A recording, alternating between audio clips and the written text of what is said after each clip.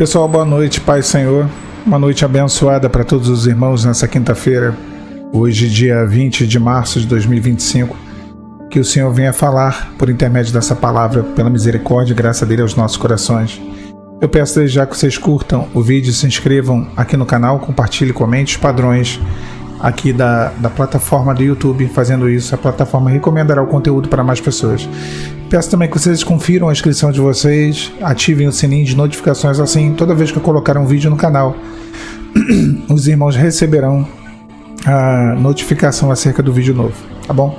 Vamos para a nossa conversa, vamos para a nossa meditação nessa noite de quinta-feira.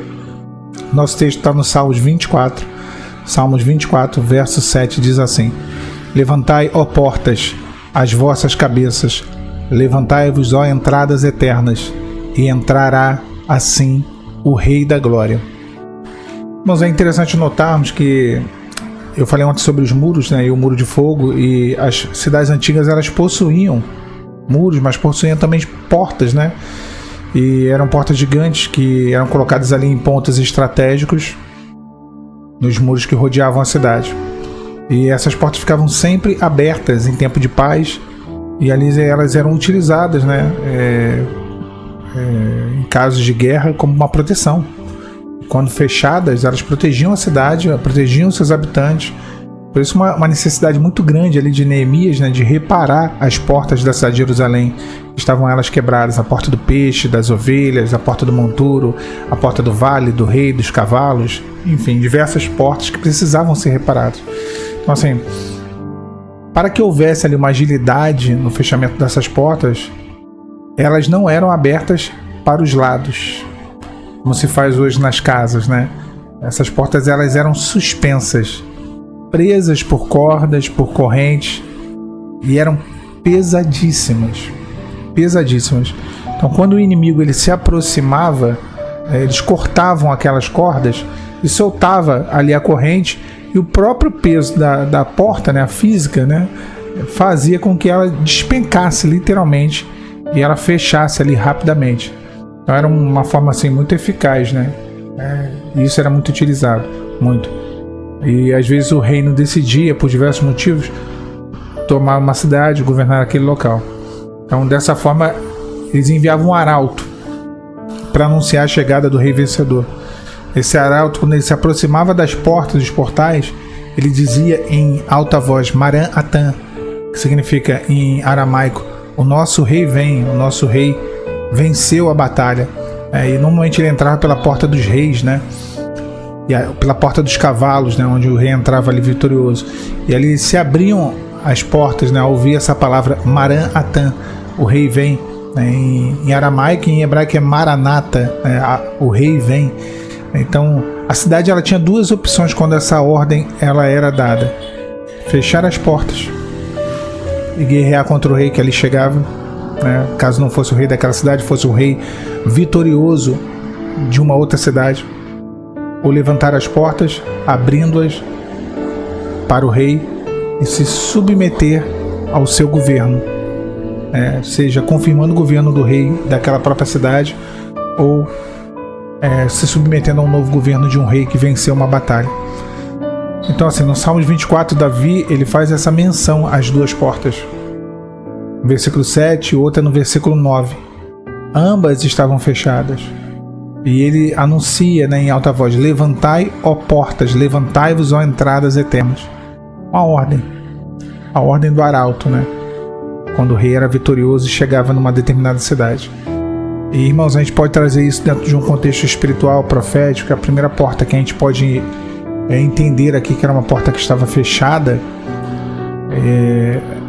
era a porta do Hades, né? E essa porta ela era dividida em duas partes.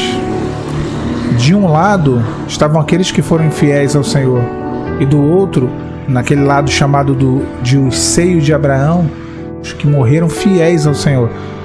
Eu não estou tirando isso da minha cabeça. Lucas capítulo 16, versículo 23, Jesus mesmo fala sobre a história do rico e de Lázaro, né? E conta sobre essa questão dessa porta fechada, que era a porta do Hades. E hoje a gente tem, por conta da mitologia grega, esse pensamento de que Hades é inferno, mas Hades era um lugar de repouso.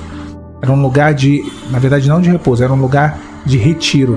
Alguns foram retirados para o Hades, para um descanso, e outros foram retirados ao Hades para um tormento. Então, antes de Jesus, da morte dele na cruz, o que se tinha era o Hades. E metade do Hades, um lugar de tormento, havia um abismo que separava, a outra metade um lugar de descanso. Então, quando nós olhamos a palavra de Deus, né, ambos estavam fechados. As chaves estavam guardadas. No dia que Jesus foi crucificado, ele desceu ao Sheol, desceu ao Hades, desceu. Acaba sendo a mesma expressão, Sheol, a palavra hebraica, Hades, a palavra grega. Ele foi até as profundezas, né, o inferno. E as portas que lá estavam não foram suficientes para detê-lo. E o rei tomou as chaves. Ele abriu aquela porta que antes estava trancada. Ali ele saiu vitorioso. Apocalipse capítulo 1, versículo 18. E todos aqueles que estavam ali aguardando nos seios de Abraão contemplaram a vitória. Porque aquela porta, levantai-vos a porta, levantai-vos ó portais, foi levantada naquele dia. O rei acessou aquele lugar. A segunda porta que a gente pode dizer aqui é a porta do Éden, né? Que também era uma porta que estava fechada. Desde que o homem pecou, né, e foi expulso, Gênesis capítulo 3, versículo 24 ali, mais ou menos, ninguém mais teve acesso àquele local. Jesus, quando sai do Hades com a vitória nas mãos, ele abre novamente os portais eternos que levam ao Éden. E ele sendo mediador de um novo caminho, como Paulo vai dizer, que nos conduz ao paraíso eterno. Não mais o paraíso banhado ali às margens ali do rio Tigre, do rio Eufrates, aquele paraíso terreno, físico, né? Mas o paraíso eterno. Ele mesmo prometeu ao ladrão na cruz, dizendo: hoje mesmo estarás comigo no paraíso. Lucas capítulo 23. Aquele homem que alcançou salvação não ficaria mais no Hades, seria levado pelo rei ao paraíso. Então, duas portas que aqui nos Salmos que nós lemos, né, o Salmo da nossa meditação 24, nós vemos claramente a partir do versículo 7, duas portas. Mas ainda há uma terceira porta que não foi mencionada por Davi aqui no seu Salmo. E o texto de Apocalipse, eu gosto muito desse texto. Eu repito ele demais aqui no canal. Apocalipse capítulo 3, versículo 20 diz: eis que estou à porta e bato. Se alguém ouvir a minha voz e abrir a porta, eu entrarei em sua casa e com ele cearei, e ele comigo. Essa é a terceira porta. É a porta do nosso coração, do meu e do seu coração. Notem os irmãos que a diferença é que nas duas primeiras portas uma ordem foi dada. Não importava a resposta, o rei entraria, o rei estabeleceria o seu domínio. Já na terceira porta, ele diz que só entrará se a porta for aberta. Ou seja, temos aqui uma opção, uma escolha. O livre-arbítrio é muito claro. Tão questionado de maneira até curiosa, né? Ser questionado esse livre-arbítrio que nós vemos ao longo de toda a palavra. O texto diz: cearei com ele. A ceia nos fala de um banquete. É desfrutar de um momento ao banquete do rei. A ceia é isso, né? E quando nós olhamos, nós vemos vários momentos em que um banquete ele demonstrava ali uma vitória, né? Por exemplo, o último banquete antes do povo deixar o Egito, momento de partida para a terra prometida.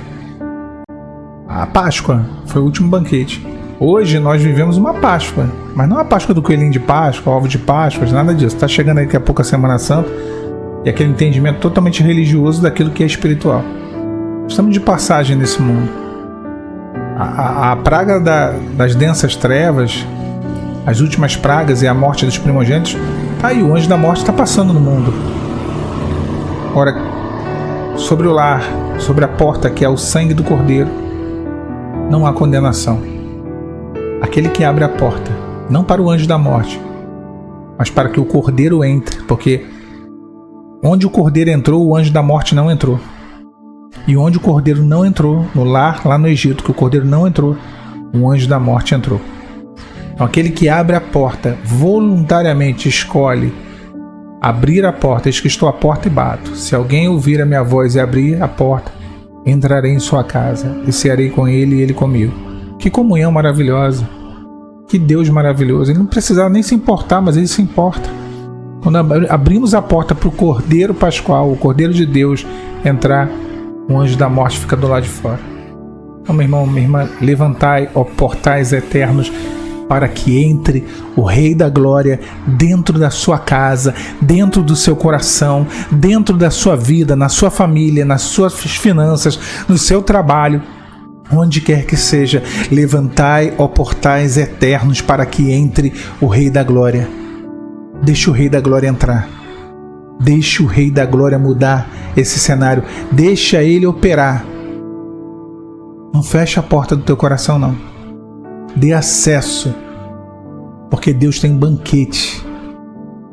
Ele ceará contigo. Ele te conduzirá a algo maravilhoso que você ainda não viveu. Deus abençoe vocês nessa noite de quinta-feira. Pai, Senhor Jesus. Tchau, tchau.